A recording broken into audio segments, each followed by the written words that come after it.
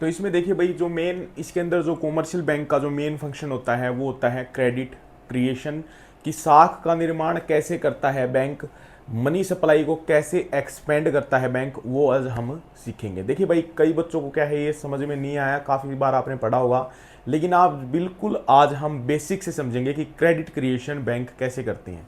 देखिए, credit creation क्या है, ये एक प्रोसेस होती है by which the commercial bank क्या करते हैं भाई, कॉमर्शियल बैंक इस प्रोसेस के अंदर एक्सपेंड करते हैं किसको, मनी सप्लाई को, जो हमारी मनी सप्लाई है उसको एक्सपेंड कर देते हैं, बढ़ा देते हैं बाय प्रोवाइडिंग लोन्स या मेकिंग लोन्स, मतलब लोन्स प्रोवाइड करवा के वो इसको क्या करते हैं, बढ़ाते हैं। वो आज हम देखेंगे कैसे बढ़ाते हैं।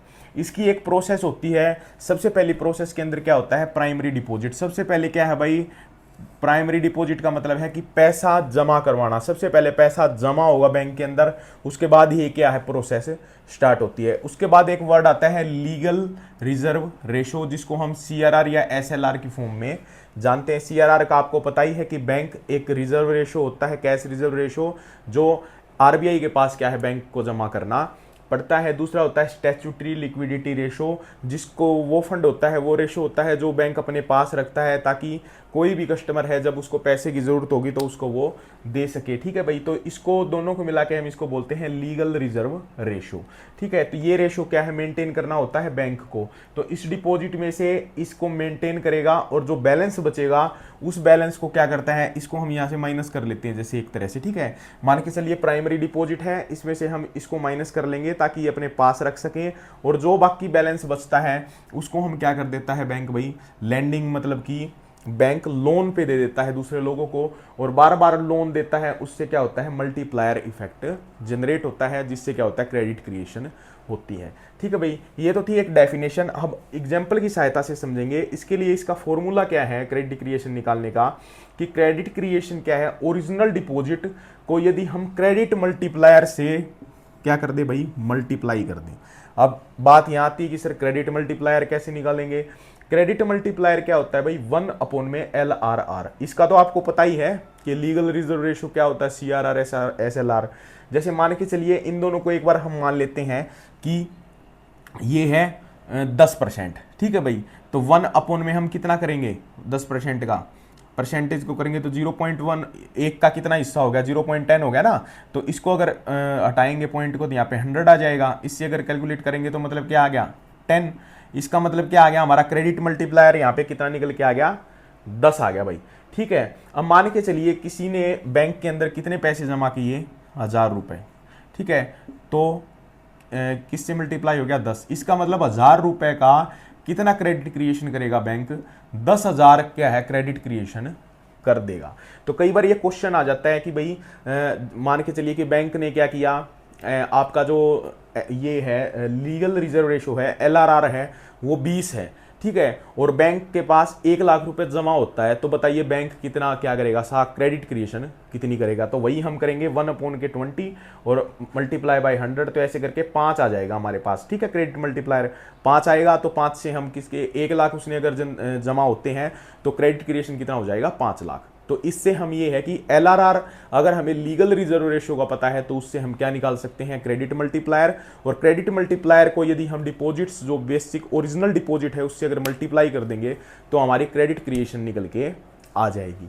अब बात आती है कि CRR SLR या कैश लीकेजेस और लैक ऑफ बोरोविंग। अब सर ये क्या होते हैं, CRR SLR का तो आपको पता ही है कि CRR और SLR है वो हमारा क्या होता है, लीगल रिजर्व रेशो।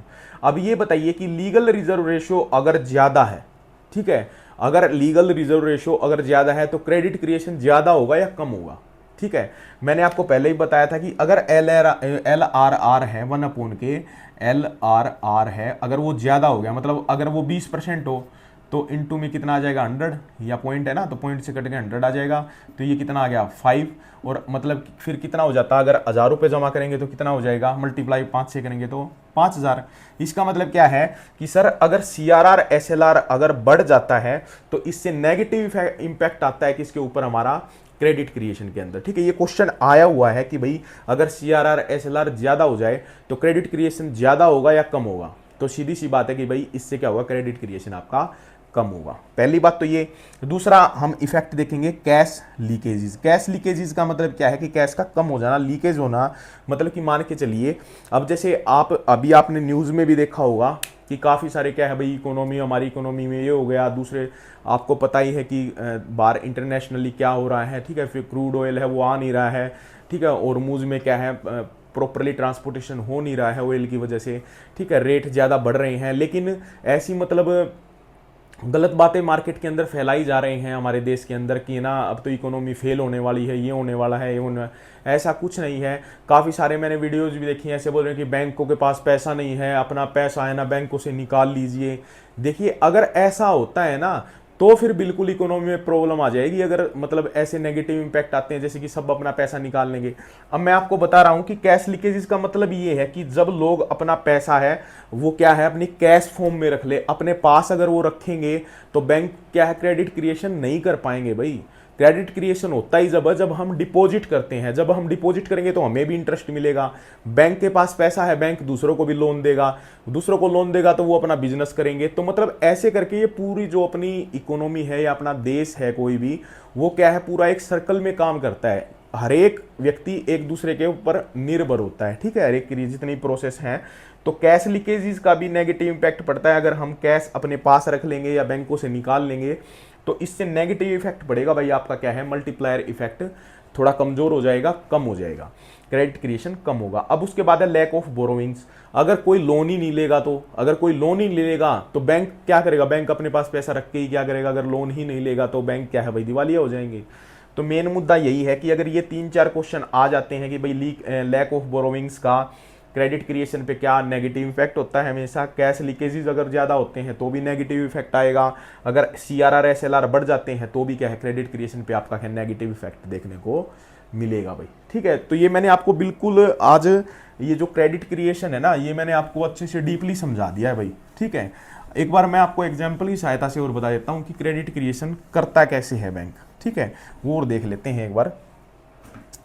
जैसे मान के चलिए कि एक व्यक्ति है ए, ठीक है भाई, ए व्यक्ति ने क्या किया 1,000 रुपये क्या है बैंक के अंदर क्या कर दिए भाई जमा। मैंने आपको क्या बताया है कि क्रेडिट क्रिएशन का फॉर्मूला क्या था भाई, क्रेडिट क्रिएशन का हमारा फॉर्मूला था जो ओरिजिनल डिपॉजिट है, डिपॉजिट को यदि हम क्रेडिट मल्टीप्लायर से क्या कर देंगे भाई मल्टीप्लाई कर देंगे तो हमारा क्रेडिट क्रिएशन आ जाएगा। अब बात आती है क्रेडिट मल्टीप्लायर कैसे निकलेगा। क्रेडिट मल्टीप्लायर मैंने आपको बताया कि credit multiplier is equal to 1 के लीगल रिजर्व रेशो LRR।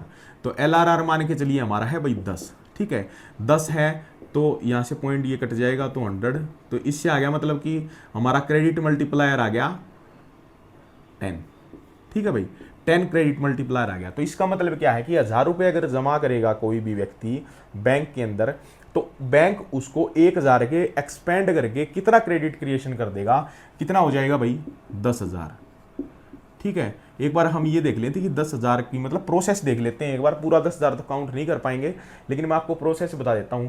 अब मान के चलिए ए बैंक ने क्या कर दिया 1,000 रुपये जमा कर दिए भाई बैंक के अंदर, ठीक है। अब ए को हटा दो, अब आया, अब बैंक क्या करेगा भाई इसमें से 10% रिजर्व रखेगा, ठीक है। तो यहाँ हम देख लेते हैं एक बार, 2 बना लेते हैं, यहाँ पे बनाएंगे सबसे पहले रिजर्व में उसने कितने पैसे रखे भाई, रिजर्व में जो LRR है वो रखे उसने 10%। इसका मतलब कि 100 रुपये उसने क्या कर लिए भाई बैंक ने अपने पास रख लिए और 900 रुपये उसने क्या कर दिया भाई 900 रुपये दे दिए उसने लोन पे, ठीक है। 900 रुपये लोन दिया तो लोन किस फॉर्म में देता है वो अकाउंट में ही देता है, ठीक है। और अकाउंट में ही कहने का मतलब ये नहीं है कि अब एक बी व्यक्ति आएगा वो 900 का अगर उसने लोन लिया है, बी ने क्या कर लिया, बी ने यहाँ पे लोन ले लिया, अब आप बोलोगे सर इसने तो ना खर्च कर दिए होंगे 900 रुपये सारे के सारे, ऐसा नहीं है, खर्च किए होंगे लेकिन वो भी किसी न किसी तरह वापस बैंक में ही चले जाएंगे। मान के चलिए इसने कोई चीज़ खरीद ली या कोई भी वस्तु इसने खरीदी या कोई सर्विसेज ली, अब इसने कहीं पे पेमेंट करी तो वो पैसा फिर से बैंक में चला गया ना, वो तीसरे व्यक्ति के उसके अकाउंट में चला गया,